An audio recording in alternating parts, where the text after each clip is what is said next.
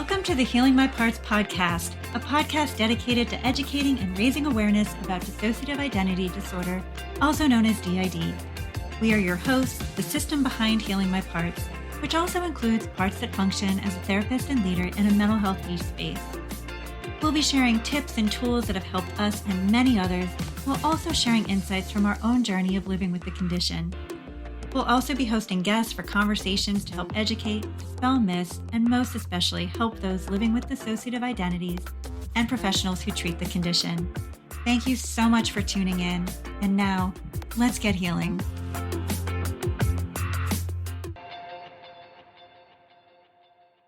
Welcome to episode 6, everyone.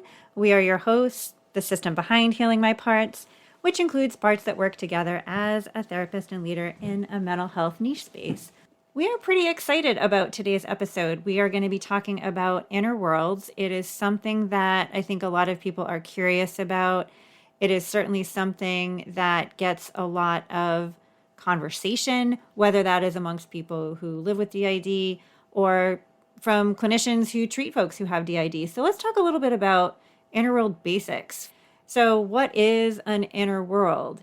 In DID and OSDD, honestly, is exactly what it sounds like. A world inside, a world in the headspace. It's a place where all of your headmates, alters, parts, insiders, whatever word that you choose for the folks that live in you, that share your body, it's where they live when they're not fronting, when they don't have executive control of the body. And it's different for everyone. Some people will say that what they see is a dark or a light space, and that's where they find their parts. Other people will say, I can't see anything at all. And still other people will provide these really specific descriptions of elaborate spaces, and they might be entire planets or islands or mansions or castles with really intricate landscapes or any combination of that and more. There's literally no limits. Some inner worlds seem to be really organic, meaning they just kind of appear on their own. But for many other people, they need to be constructed, like they need to be made. So for us, initially, our inner world, I think we shared this on a previous episode, our inner world showed up as like this black space where we could kind of see each other. And it was really reminiscent of a theater space that see in like a college theater class, for example, like where there's no set, it's just like black stage, black room, black floor, black walls, but we could see groups of parts, but there was nothing else in there. And we'll get to how we ended up with a much more elaborate one, twice over, as that may be, in a little bit. But first, sometimes people dismiss inner worlds and they'll say like, well, they're imaginary, air quotes. And so we feel like it's important that we point out that, you know, in some instances, the brain really doesn't know the difference between what's real and what's imagined. So there was a study, for example, where they had 2 groups of people and they asked them to play a specific set of keys on the piano. And one group actually played the keys. They were practicing in real life, and the others only imagined playing the keys.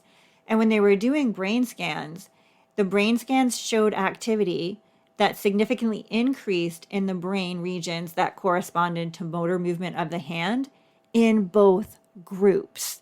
So the scans showed motor movement that was identical, even though one group was imagining and one group was actually playing the keys.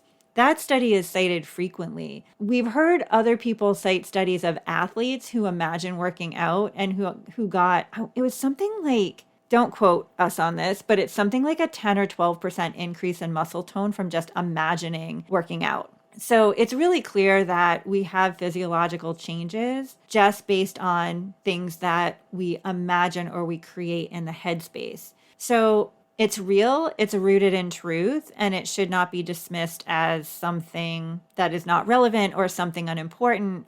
So let's move ahead, though, into why would you want an inner world? And most importantly, how does an inner world help? How is it helpful? Well, for one thing, inner worlds provide a safe space for alters to be when they're not fronting. Each part can have its own room or a place to be, in addition to enjoying some of the shared spaces in the inner world itself. It also provides a safe place for parts to be when something's going on that they might find triggering. Not every part needs to be present for a doctor's appointment, for example. Littles usually don't like going to work. There might be aspects of work that they might enjoy, but rather than being present, they could be doing something in the inner world instead that can be pleasant.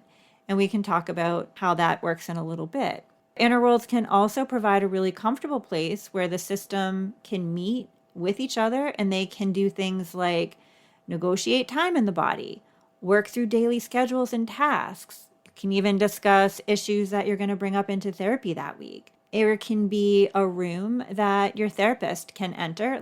A lot of times we like to think about the therapist as teleporting in because it just feels really weird to think about a therapist like walking through the inner world. Like to us, that doesn't feel great. So Star Trek, beam me up into the room and portal in, portal out.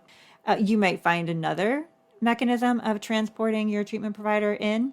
They can come in though to work with parts or groups of parts. You can use that space to have a morning meeting or an evening meeting. Morning meeting might be to plan your day. The evening meeting might be to wrap up the day, to process anything that didn't go well or things that did go well, things that you might learn from about, we don't know, what you might want to do differently the next day, for example. There's a lot of different really functional ways that an inner world can be used that actually helps a system function better together, which is kind of what it's all about. So what if you don't have an inner world? Well, there's a lot of ways you can build an inner world if you don't have one. These are some ideas that other people have used, and we'll give you some ideas about what we did because we've had two different experiences besides just the organic black space that showed up. So here are some ideas. Some people will draw their inner world on paper. They might take a crayon or a pencil, and the drawings can be anything from stick figures and lines and arrows and circles to elaborate drawings of building structures to maps of where things are located. You can do any of those things. Some people imagine it in their head. They just simply conjure it up for people who are highly visual and also who may sense things, like they might have a felt sense about what's around. Some people go online and they find images online. There's lots of different websites. I mean, you can just search Google Images or Pixabay or Unsplash. There's a lot of different sites that you can choose from. Or if you're looking for something in particular, you can just type it into a search engine. And you can just type images of Enchanted Forest, for example, and then see what comes up. Some people have said they've built one on Sims. Some people are using AI software like ChatGPT, for example, to build something where they describe the room or they describe the building, and then the AI software builds it. And if it looks right, feels right, they can make adjustments or they can start over. Some people will draw them using graphic design software. Some build them using pictures of real places that they've been to. We just want to stress that if you do that, if you take a real place, it's just really important to make sure that the real place doesn't have anything triggering or negative associated with it, because it will be really hard to have something like that in your inner world. Or just use any other method that pops into your head that feels right to you. The point really is that there isn't any one correct way to do this. The more you can feel your way through it, like, does this feel right to me? Am I drawn towards this or am I repelled away from it? Those are feelings to pay attention to. There are many people will say, well, inner worlds, I don't have one. I can't have one because I have aphantasia. And for people who are not familiar with the word, aphantasia is the inability to visualize imagery. And so, of course, with aphantasia, things are a little bit different and it's hard to visualize imagery, right? It's hard to see it. It's hard to see your headspace, which makes it feel hard to use. So we have had people do different things with that. We've had people imagine without the visions, just kind of feeling out like, can I feel what calm, soothing place feels like? And for other people who can't see the imagery, sometimes they can hear imagery. So, like, can I conjure up the sound of a waterfall, of kids splashing in a pool, if that's what I want in my inner world? That's one way that some of our clients have successfully worked with an inner world. But you can also go online and find images that you will save into a cloud or a Google Drive or even a Word document or even in your notes section of your phone. That way, if you can put it in something like iCloud or OneDrive or Google Drive, and the images are there, when you go to work with the inner world or you go to suggest that a part maybe spend some time there, you literally can pull it up on your phone and look directly at the image while you're using it. So it kind of solves the problem of needing to visualize it because you're literally looking at the picture or the image of it right there in front of you. So when you suggest, for example, I'm going to a doctor's appointment, can part X, Y, or Z that I know has difficulty with doctor's appointment go hang out by the pool with this other part that you like to spend time with?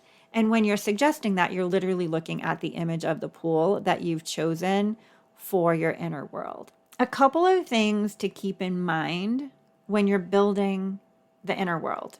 The more input you get from parts, the better, right? It's not necessarily just something that one aspect of you is going to build in a solitary fashion without any input, because the whole goal really is cooperation, collaboration, and making sure that all parts' needs are met. So some things to keep in mind. It's important that every altar has its own bedroom or its own room. Like, some altars might not want a room with a bed in it. That's totally okay. They might want a room with sensory chairs in it, or hammock chairs, cocoons, tents, teepees. That's fine. You're going to ask what they want and pay attention to how you feel and any nudgings that you get, or maybe they will just tell you with words, I want a bedroom, or I want to share a room with this other part. And then you check in with that other part. Do you want to share a room with the part that's requesting to share a room with you? The answer might be yes. The answer might be no. And you can negotiate and work that out. One thing that's important that we suggest is that there is a meeting room for system meetings, a place where everybody knows that they go to gather to work things out, to have conversations, to make plans for the day. And you can do that meeting room in whatever way feels right for your system. We know systems who have boardrooms. So think like long executive table with comfy chairs that get pulled up with, snacks and drinks on the table. We know other people that have things that look more like a living room with couches and a fireplace, and still other people who have a bunch of beanbags and a circle. You literally can make your meeting room however it feels good to all of you. It is helpful to make sure that every room has an intercom for announcements and communication. By having an intercom, you're not stuck in a position where one part or altar is getting completely walled off, at least not accidentally. That can be super helpful. When you approach the inner world, like considering the wants and likes of parts and meet them through the rooms and the outdoor spaces in your inner world. So littles who love to play, who are really creative, maybe you're going to have a lot of different tree houses. Maybe you're going to have an enchanted forest. Maybe you're going to have an amusement park. Literally think about what makes them happy, what calms them, what soothes them. Those are the kinds of things that you're going to look for. So if we need, for example, a space for somebody to, or different groups of parts to chill out, there's internal movie theaters. So they can go watch a movie in the internal theater. We happen to have more than one in our system. We have one for littles that has beanbag chairs up front, and we have ones for middles that looks very tweeny, like things that tweens would really like in young adolescents. And we have one for teenagers, and then some for like adults that often share the teen spot, like older teens, young adults. So let's see, some ideas. Think about the type of building that you want. Do you want a mansion? Do you want a castle? Do you want teepees? Do you want tents? What types of structures do you want? Do you want a kitchen? What about living rooms and family rooms? Movie theaters? So reading has always been really important to us. It is one way that we actually survived a lot of various things. So we have like 4 different libraries, and they all look very, very different. Some are really open with a lot of glass that you can look out into this beautiful landscape. Some are really super cozy. Some are nooks that are kind of like window seats with books on both sides. And some, one is a really elaborate library that's multi-floored with a spiral staircase and balconies. It's pretty cool inside, have to say. What else? Think about things like computer rooms, just hangout spaces. Do you want a pool? Do you want a fire pit? Do you want campfires? What about water? Is water important to your system, like lakes, beaches, rivers, enchanted forests? We really like light walks with just decorative woods with all kinds of colored lights in them for nighttime. Tree houses, playhouses, slides, amusement parks, carnivals, playgrounds, so many different things that you can do. There is no limit. The most important thing is probably really just following your instincts around it and paying attention to what's popping into your head, whether that's in words or through a felt sense or a desire or a craving. If you're thinking about, building an inner world and all of a sudden you have this overwhelming desire to go to a playground, that might be a little telling you that it needs a playground in the inner world. Or similarly, if you're thinking about it and you just want to go outside and lay in a hammock and you're like, wait, but I don't have a hammock. That is probably a hint from one of your insiders that they would like a hammock on the property. So you can search online for images of hammocks and see which one you're drawn to. Or you can draw it yourself. Or if you can just visualize it, go ahead and just visualize it. You want to pay as much attention as possible to the inner opinions and guidance and just nudgings from your parts. You might want to sketch out a floor plan.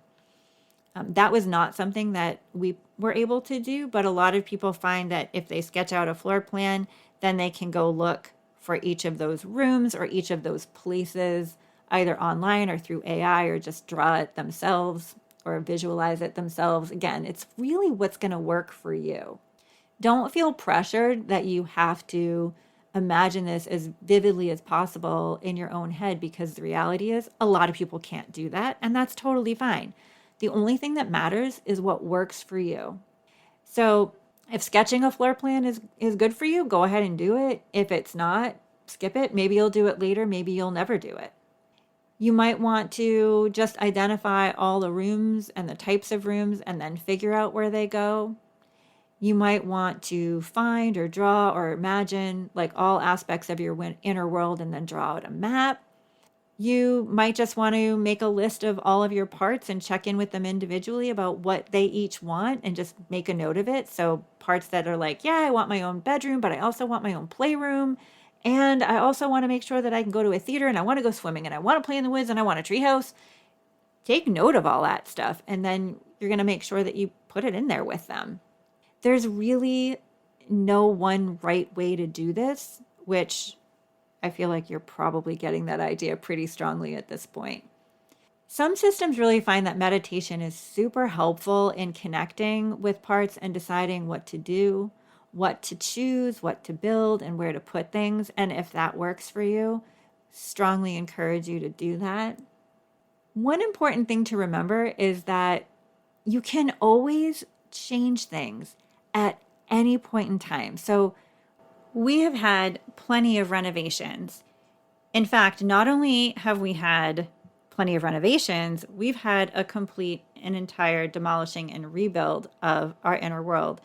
We shared, I believe it was episode 3, where we were talking about when therapy can be harmful, and our therapist had or was sort of misusing the inner world by, quote, sending parts to their rooms. It was really gross, and it really changed a space that had been really helpful to one that was really not helpful at all whatsoever.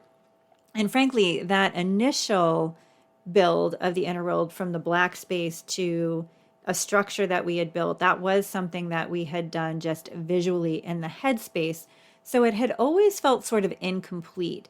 The images that were there that we could see were really incomplete. Like it was mostly a kind of like a kitchen area that we could see or looking out over onto a pool deck sort of thing, but never really had a good sense or feel for the entire inner world anyway. So when we left that relationship, that therapeutic relationship, and started another one, and we're recounting kind of what had happened with the use of our inner world, our new therapist was like, yeah, you need to start again. She was basically like, you just need to completely rip down what you have and just start fresh, do a whole new inner world. And she had some requirements of, something that she wanted in there for her use, which is essentially like the intercom system and a meeting room where she could go into. And so that began our new part of building an inner world. And so I'm just going to story time, I guess, for you guys. We just want to talk a little bit about what happened. So rather than try to do the inner world through a visualization, which is what we had tried the first time, and kind of experiencing that it didn't really work that well for us, other therapists aside, we also didn't want to draw it. That didn't feel right to us. Most of us are not particularly amazing artists, and mapping it out felt too premature. We weren't really sure where everything went. And so taking a roll call, making a list of all the parts that we knew of, and going through kind of what we had mentioned earlier, which is knowing what some of their needs were. We actually started searching for images online, like bedroom for 4-year-old girl, bedroom for 9-year-old boy, like that kind of thing, and seeing what images came up. And we were paging through the different images across Google, Unsplash, different places. And when we had that part in mind that we were connecting to, like say the 4-year-old girl, for example, then the images that we were most drawn to, we could put together to form a room for her. And we moved throughout the entire house part, the entire physical structure, that same way. And then we started thinking about the things that needed to be on the grounds. It was really clear that a pool and a fire pit was important. It was really clear that there needed to be a lake. There are multiple different things that needed to be there, even in the house, right? Like movie theaters, living rooms, chill out spaces, libraries, all of those things. Once we had the sense of the rooms, we literally searched for each one, or we searched for landscapes outside, and whatever we were most drawn to, like literally when we felt pulled in by it, that's what we chose. Some of the parts were verbal and would say, this is what I want, this is what we should search for. Some parts just kind of took over and found what they wanted on their own. So it was a really beautiful collaborative effort. And at the moment, we have a very elaborate inner world with lots of images. And it is really cool because if for some reason we're not able to pull up the image of a certain room or a place on the property where we might be suggesting that somebody go, we literally can look at it. And that solidifies the image. We don't have aphantasia, but we still find looking at the image to be really helpful. And as time went on, there were still renovations to it. There was this new part that it's not really new. We just became aware of it. It's been there for a long time. And it wasn't on our roster of parts. And so it made its appearance, and in a very, it had a lot of impact, let's just say, when it made its appearance and we became aware of it. And so as the curiosity built about who it was and did it have a name, the information that we all got was, yes, I'm here. Yes, I'm real. No, you can't know my name. And I'm not ready to be with anybody yet. And so our therapist was like, okay, like you need to respect that. That's important. It's not ready. You don't get to pick when. So you're just going to have to wait. And at the same time, she's like, I'm really worried about it. Does it have a room? Does it have socks? Does it have blankets? Does it have stuff that it needs? And it was really challenging to be able to build a room for that part because it didn't want to be with everybody else right now. We didn't know its name. We knew that it was female, but we didn't really have a sense of its likes, its dislikes, its wants. So it got a tiny house on the property. And we did the same thing. We looked up tiny houses, and the interior design of one that we were really pulled into was the one we selected for the property. But that's like a renovation, right? It wasn't there when a whole second iteration of the inner world was designed. Similarly, over time, it really felt like a light walk was missing. It's something that our parts really enjoy, going through the woods with all these colored lights at the holiday time or at other times. Like, we just really love twinkling lights and lights in the dark and colored lights. And so we were able to find that. And pretty much everybody in our system enjoys a good light walk and rainbow light trees. So that was a renovation. It wasn't there when we started. And we have also had parts be like, yeah, I'm done with this room. I want a different one.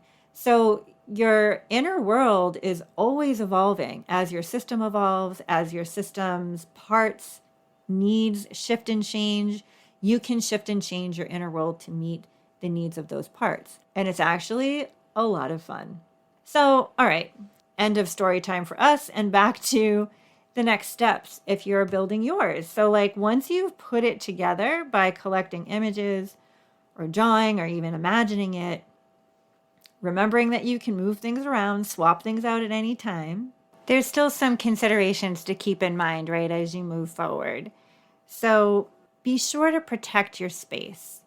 The inner world is yours. It belongs to you and all of your parts. It's your system's space. It doesn't belong to anyone else. Be careful about who you choose to share details with. Not everybody is going to respect your space. So you already have the story from us about how a previous therapist really inappropriately used that space to such a negative degree that we literally had to rebuild our whole entire space as a result. You also don't necessarily want, whether it's a therapist or somebody else in your life, you don't want them to have the sort of power to know so much about your inner world that they can try to send parts places in a way that is punitive. Suggestions to, I wonder if that part needs a sensory break or needs a little bit of time out. I wonder if it might want to just like go hang out and watch a movie or just go chill out in the sun by the pool. That's a pretty positive way of using the inner world, rather than like, and that part just needs to go into its room and shut the door and not come out for 4 hours. Like, we're not putting parts in timeouts. It's not punitive. Trust your gut about who you share details with. Once you have it sort of built, right, it's time to use your inner world. And realistically, it can be challenging when you first put your inner world in place to remember to use it. So generally, what are some good ways or times that you can use it? Here are just some ideas and tips. Of course, it's really important for you to feel this out on your own intuitively. What feels right? Don't overthink it.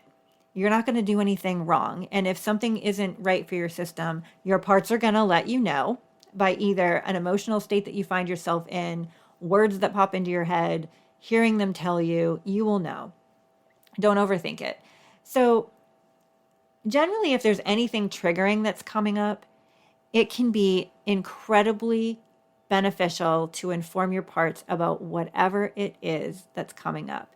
And you can do that by talking inside the parts. You can talk out loud so that they can hear you. You can think to your parts, or you can write it down in your system journal.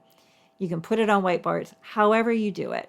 It's just important that at the time that you talk to the parts, that you describe what's coming up, and you think about the parts who might have a hard time with whatever's coming up. So previously we used like a doctor's appointment, right? Let's say there's a doctor's appointment coming up, and let's just say we know there are 3 littles. I'm making this up, but let's just say there's 3 littles who have a really hard time at doctor's appointments, that they get really scared. They get really anxious. And as a result, maybe that creates a panic attack in the body, or maybe that causes a lot of dissociation that's not remotely helpful at that time. So if they're going to have a hard time, what we can say to them is something along the lines of, hey, name them if you have names, if you know their names. So it's Tuesday, and then day after tomorrow, we have to go for I'm just making this up, our annual checkup with Dr. So-and-so. And here's what's going to happen. We need to do that to make sure that the body is healthy, so that you get to play using the body anytime that it's time for you to play, and we just want to make sure that the body's in the best shape that it can be in, or the body has X, Y, or Z illness, and we need to make sure that it's doing okay. We need to make sure that our medication's still working, whatever the explanation is, that they can understand that's appropriate for them. And you can say, like, here's the thing, though, like, you don't actually have to be there for that. I know that it gets scary for you. So honestly, we have, and if you have names of parts that are good at navigating doctor's appointments, you can name them. We have X and Y and Z, and they're going to be there taking care of the doctor on Thursday. So you don't actually have to be there. If you want, you can go into the treehouse and play, or you can watch movies in the movie theater and make some popcorn, and maybe insert name of caretaking part who's really good at being with littles. And maybe this so-and-so can be there with you.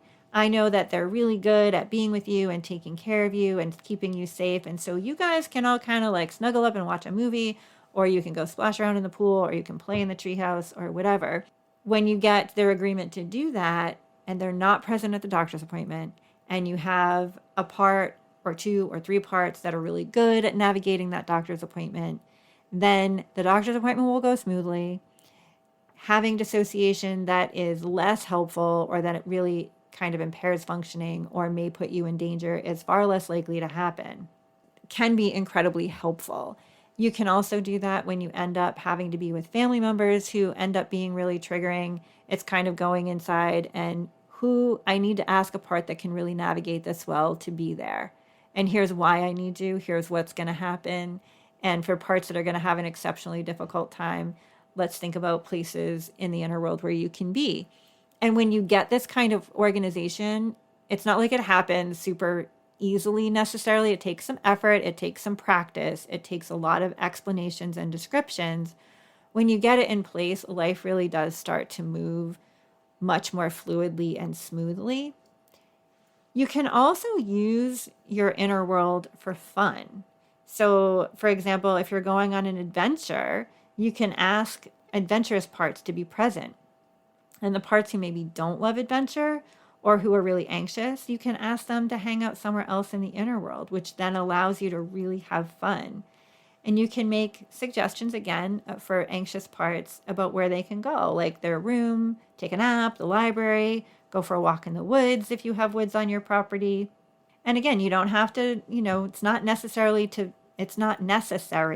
to visualize the spot when you make the suggestion. Like, you can just say it. Like, would it be comforting to you to go read some books in the library upstairs? Or would it feel good to you to just go float in the pool for a little while? Or do you want to go for a walk in the enchanted forest? Or whatever happens to be in your inner world. If you do want to say it and you drew it, or you have pictures of it from online or AI, you literally can just look at it while you're making the suggestions. We've actually found this to be really, really, really beneficial when we figured out how to use it this way. For example, we have parts that absolutely love to fly. And we have some anxious parts that are like little nervous Nellies, and some of which are kind of bigger than just little nervous Nellies, that can sometimes show up unexpectedly, like in a flight. And all of a sudden, this body ends up being filled with anxiety and kind of panicky feelings and all of these like really worried thoughts just coming out of nowhere that are not thoughts that we believe would necessarily come true, but they're the kind of thoughts that create anxiety. Being able to say to those parts like, hey, I wonder if you might want to just kind of go chill out, watch a movie, or just go float in the pool for a little bit, hang out with X, Y, or Z part that, we know they're friendly with or have good communication with. And then we simultaneously have a group of parts that really love to have adventures and to play and are sort of brave and just really enjoy being out in the world. And we ask them like, can you kind of take over? Can you sort of fly the plane that is the body inside the plane kind of thing? And the shift is really phenomenal to experience when it works. Like, for us, I can feel the physical sensations of parts moving back. And all of a sudden this what's the word I'm looking for? It's not abrupt, pronounced. There we go. And this really pronounced shift in how the body feels, points of view, what's appreciative. The whole experience changes for the better.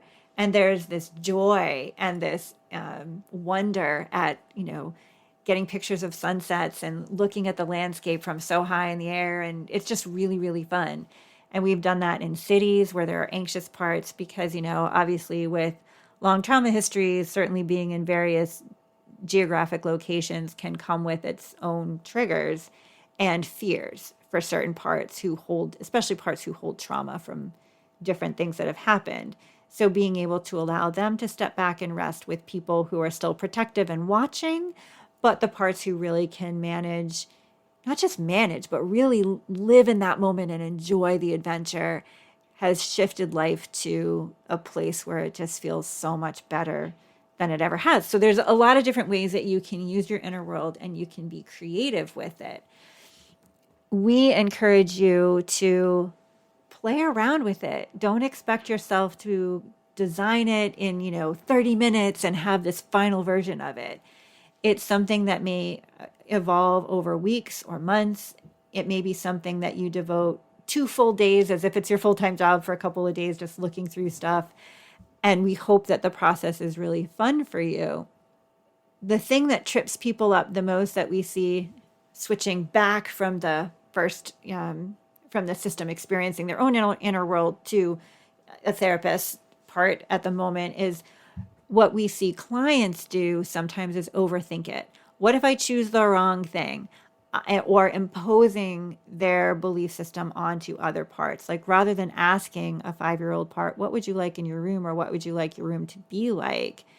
And waiting for information or looking through pictures and waiting to see what they're pulled towards, they will ascribe it to that part and then it doesn't feel right.